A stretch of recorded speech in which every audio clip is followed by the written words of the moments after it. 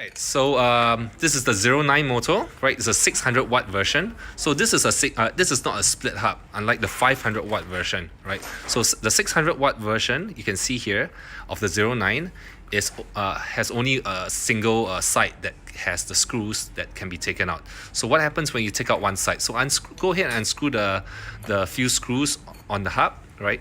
And the one side comes out like that, and then take out the cap. Take out the cap like that, so you get it into two pieces. So you see the windings, right? These are the copper windings on the motor.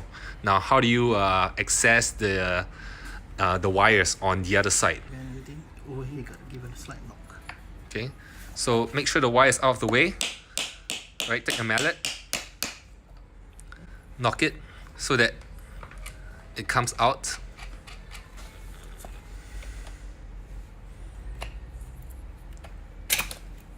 Right, and pull it out like that.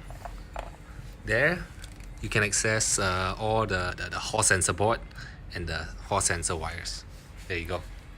So the reason why you do that is because you've got very strong magnets here, which attach, which magnetizes this metal strips, right? So you need a force, or rather, you need to steady one side of the axle, and then pull the other side, right? Just to separate, the magnets from the plates here.